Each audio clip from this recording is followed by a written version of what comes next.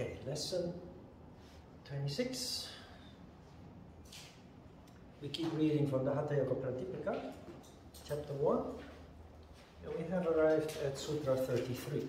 A very interesting thing is taking place here. Swatmarama has introduced a number of exercises starting from Sutra 18 up to Sutra 32 that, according to his words, are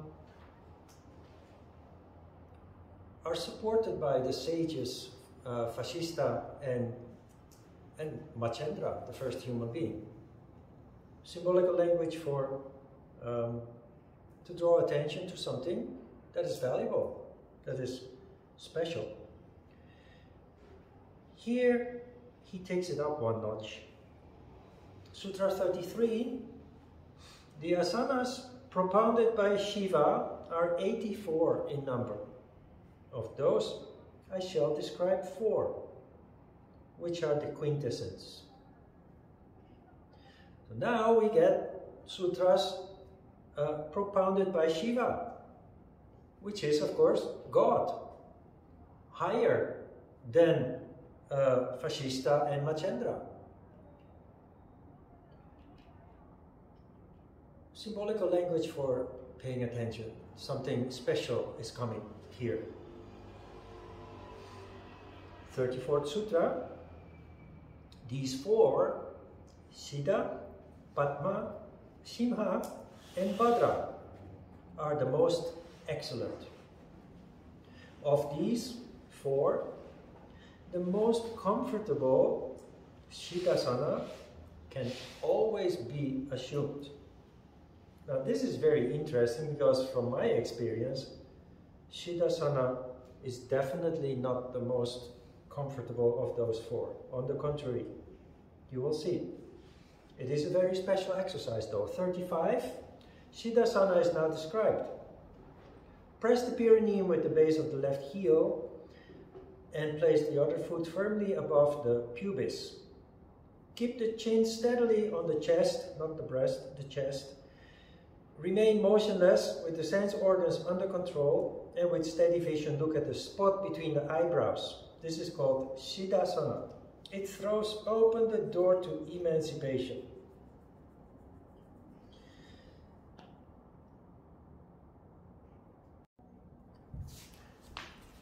Had I forgotten to turn it on? Thank you.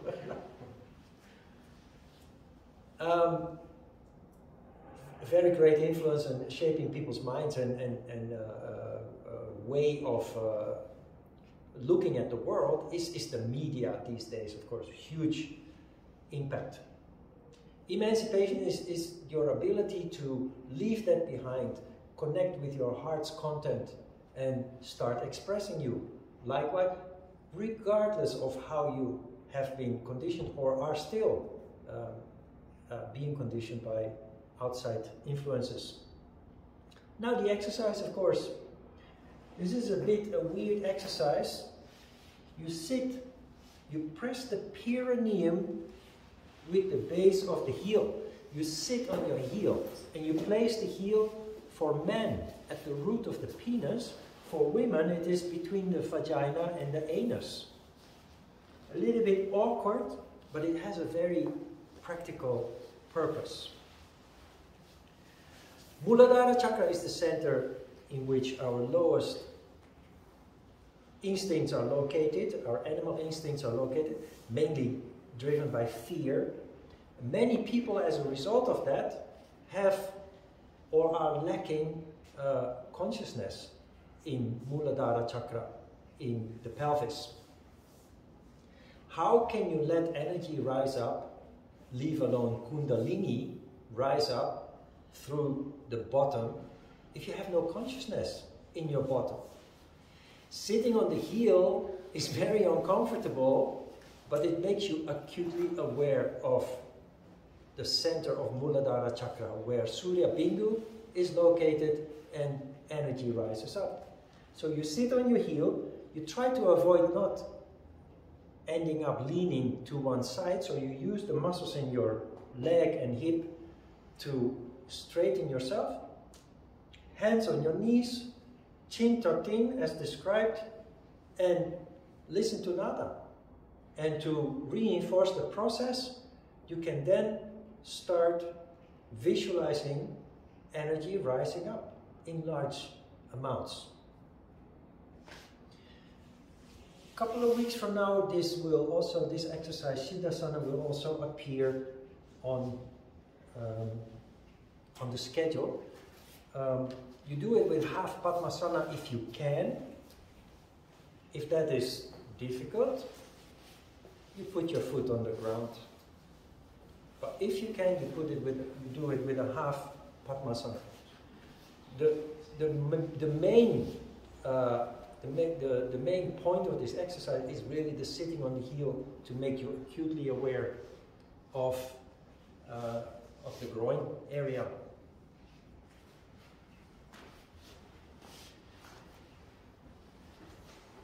Sutra 36, according to another view, placing the left ankle above the pubis and keeping the other ankle above it is Siddhasana. So here, because it's asymmetric, you sit here on the other heel.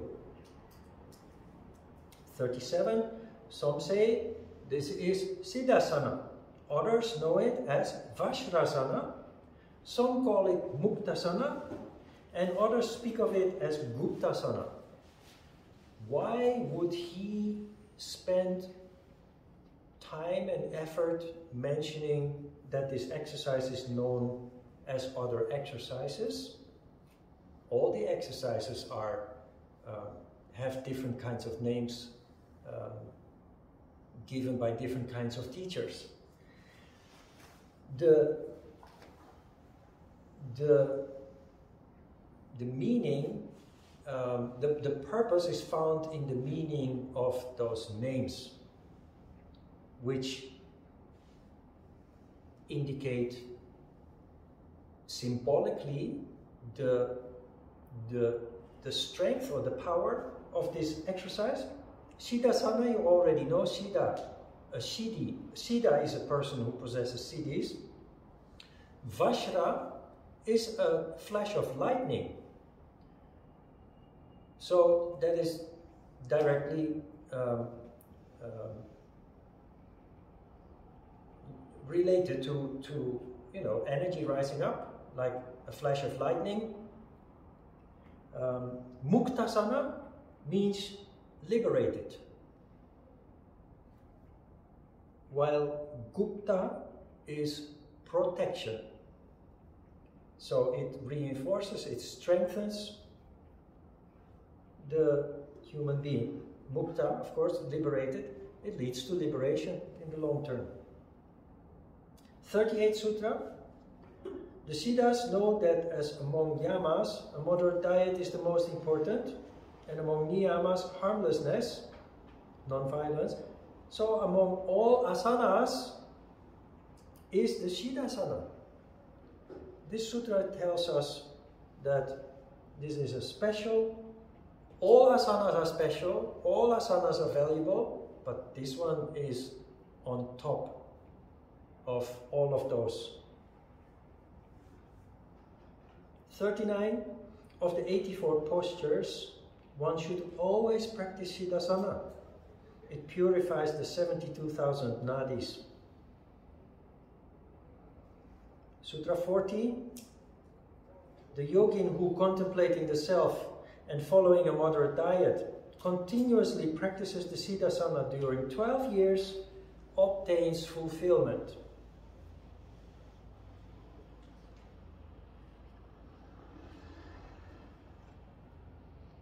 So up to Sutra 43, we have 10 sutras describing only one asana. Remember, we started with one sutra describing one asana in the first session, and then it expanded to 2 because the following asanas were more valuable. Here, 10 sutras are dedicated to describing only Siddhasana, which is an indication of its importance. Again, 12 years, it is said that if you practice Hatha Yoga, you reach enlightenment in 12 years. If you practice Raja Yoga, which means studying the philosophy, the philosophical books, on top of Hatha Yoga, on top of the practical part of yoga, through Raja Yoga you reach the goal in 4 years. That is just an indication that if you practice the whole science of yoga, including studying, you're much more efficient in transforming.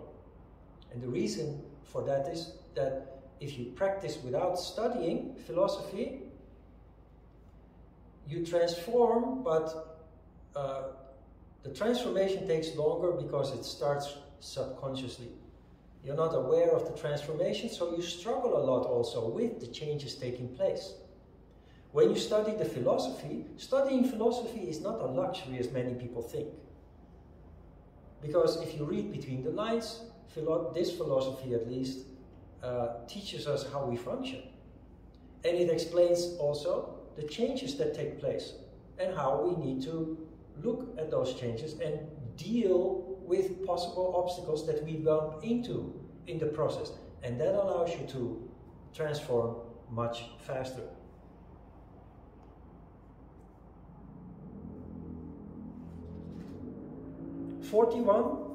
When the Siddhasana is mastered, of what use are the various other asanas? When the vital energy is well restrained by the practice of Kevala Kumbhaka, the Unmani Avashta, which gives delight, arises of its own without effort. It looks like as if he is making a jump here that seems disconnected, but it's all about energy. When the Siddhasana is mastered, of what use are the various other asanas? Because Siddhasana is so powerful in letting energy rise, leading to all the objectives that yoga aims for, the opening up of the intellect and the crown chakra, why would you bother doing all the other exercises? I do not fully agree with that, because the physical body is full of energy channels and energy crossroads, the chakras and the secondary and tertiary chakras. And for me, based on practical experience throughout decades of yoga practice, I always feel that a practice that covers the whole body is most beneficial. Sutras like these also are the cause of certain authorities in yoga to say, I don't need to practice anymore because I have achieved the goal. But beginners need to practice, but I don't have to do that anymore, which is incorrect. Energy rises up as a result of your practice. It leads to transformation. The transformation is irreversible. The intellect, the crown chakra, function on higher levels than in a normal condition. But when you stop practicing, you stop stimulating energy to rise up. So energy will drop like it does in any other normal human being as a result of the condensation. And it leads to a spiritual person that has transformed, going back to functioning based on lower emotions and desires again. And you see this in many spiritual circles. It is the start of abuse, for example. Not only sexual abuse, also power abuse, abuse of authority and what have you, manipulating people, emotionally, mentally, also physically. So practice is necessary, in my opinion. When the vital energy is well restrained by the practice of Kevala Kumbhaka is the condition where you have, throughout the years, you have cleansed your energy channels, energy now flows in and out through Surya Bindu and Chandra Bindu unimpeded, unobstructed, and overall throughout the day and the night you're relatively sattvic, harmonious, while also being filled with vital energy. Kevala Kumbhaka is the condition where you basically have achieved the objective of regular energy control to cleanse the energy channels and allow large amounts of energy to circulate at higher speeds throughout your system, which is a condition that you gradually build towards as a result of practicing yoga regularly. But it is what he's doing here is again establishing the value of the exercise. The Unmani Avashta is the condition where the crown chakra is functioning. Unmani is the 3-syllable mantra that is related with the crown chakra. It arises of its own without effort.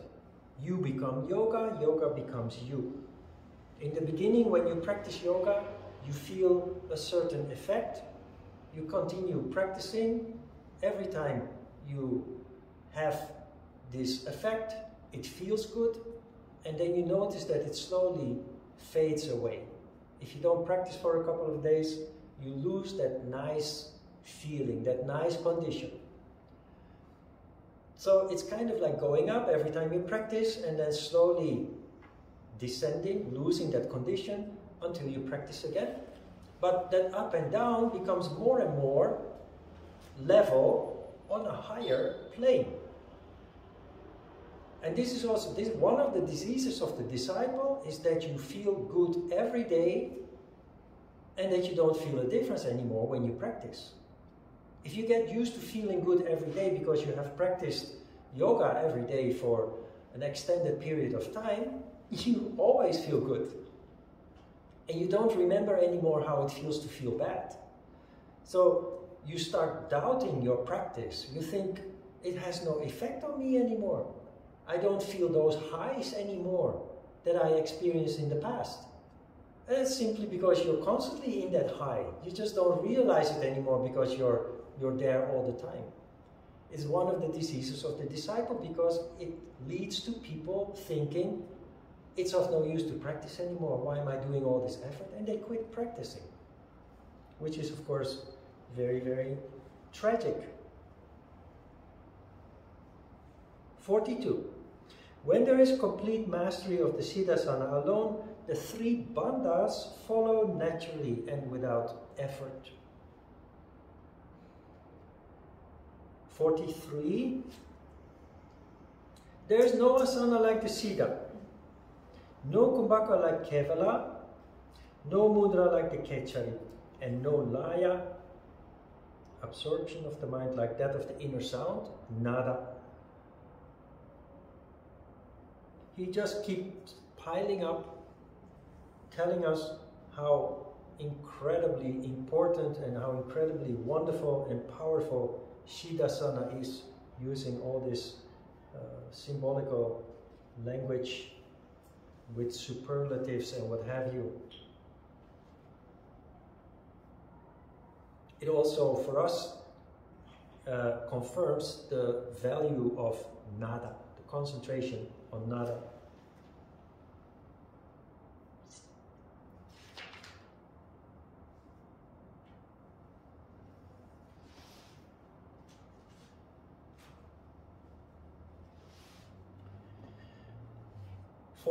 Then the Padmasana is described.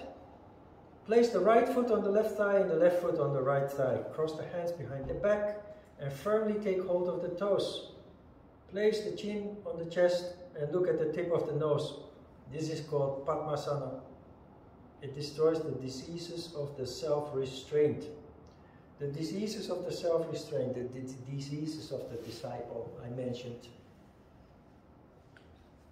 which are all related to consciousness of the lack of it. Now this is, Padmasana is this. what is described here is not just Padmasana, but Padma Bandha. Padma Bandhasana? Bandha means restrained. So you swing your hands behind your back and you grab both feet, which I can't do anymore because I have too much samgyeopsal around my waist. But in the end you grab both feet and then you apply the throat lock, and do not literally look at the tip of your nose, because then you end up like this, looking like a stupid yogi. This is symbolical language for, like with Siddhasana, this is a concentration meditation exercise. So looking at the tip of your nose is in fact, the nose represents the center of the head, because the smell function is Muladhara chakra, which corresponds with the center of the head.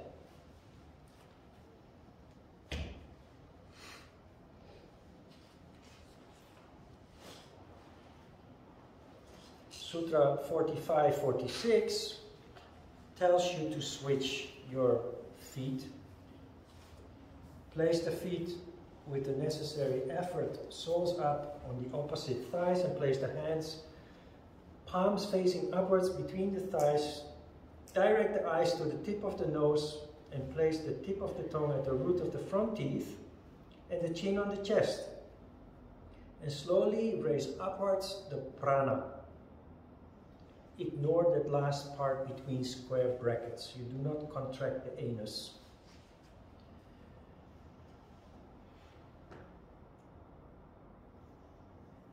Place the tongue at the root of the front teeth. This is something Buddhist monks do, but they also do this in traditional martial arts. From the side of the body, this is a view from the side of the body.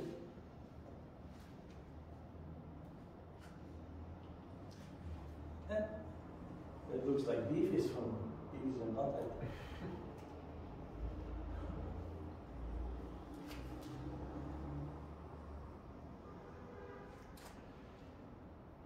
It's called the governor's meridian. The governor's meridian follows the outer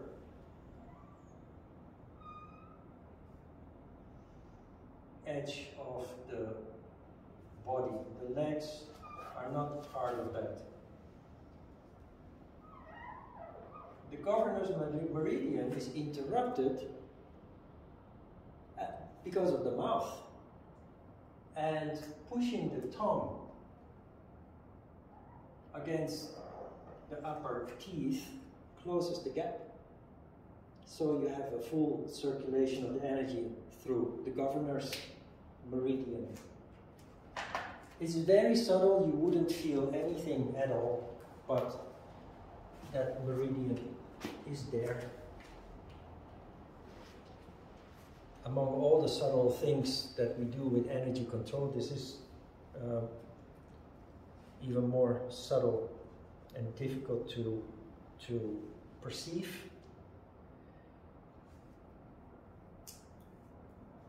This is called Padmasana, Sutra 47. It destroys all diseases. Ordinary persons cannot attain it. Only the intelligent on the earth attain it. What is that supposed to mean? It seems like as if Svatmarama is making yoga an elitist, how do you call that in English? Elitist? An elite kind of occupation, an elite kind of engagement. That is not the case, of course. What he's saying here is Padmasana needs to be explained, needs to be properly explained, like all the other things. In other new exercises, he told us this is secret, or it should be kept like a casket full of gems, or he has his ways of telling us that you need to be properly initiated to have the full benefit of the technique. So there's nothing elite about yoga. The more people do this, the better. 48, assuming well the Padmasana, with the palms one upon the other, fix the chin firmly upon the chest and contemplating Brahman in the mind, repeatedly raise the apana upwards by, not by contracting the anus, and bring the parana just drawn in downwards. This is a phenomenon that occurs when you, it actually happens when you do Nadi Shodhana Pranayama, where in the first cycle you let Shakti rise and Shiva out, so you have Shakti domination, which is then met by Shiva, which you increase by letting Shiva in and letting Shakti out, so you have Shiva domination. And the two, with time, with practice, meet in the middle where they open up the heart chakra, which is one of the big achievements in yoga is to open the heart chakra. One of the big goals.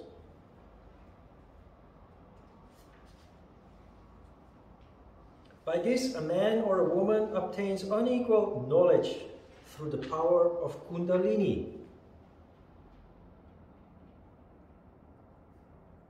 We talked about this before, huh? Yoga in the past was what education is for us modern human beings now. But it didn't work by learning to read and write and then study things and memorize things. It started in the first place by activating the center where learning takes place. That's Ajna Chakra. And then you go beyond Ajna Chakra and you open the center where human beings practice science, real science, based on sheer contemplation. So you achieve unequaled knowledge. Not from books, but through sheer contemplation. Whatever it is that you look at, you learn to explore in a natural way. And you come to the essence of whatever it is that you're looking at or dealing with. You can apply this to solving problems and conflicts, but it also leads to new insights and inventions and what have you. So that does not come from a book, it comes from sheer contemplation. 49. The yogin seated in the Padmasana posture, by steadying the energy drawn in through the nadis, becomes liberated. There can be no doubt about this. All yoga eventually leads to liberation. Like with Siddhasana, he's kind of saying this asana alone is enough to reach the goal. It's again symbolical language to tell us how powerful and important the exercise is. That was the last one for now. Next week we will finish reading the Hatha Yoga Pradipika, and then lesson 28 I will send you a handout. We start with an important subject called Pratyahara, which is the fifth limb of yoga, which is about how to practically deal with increased sensitivity and consciousness through Pratyahara, which is detachment. Questions about today's subject? Okay, let's take a short break.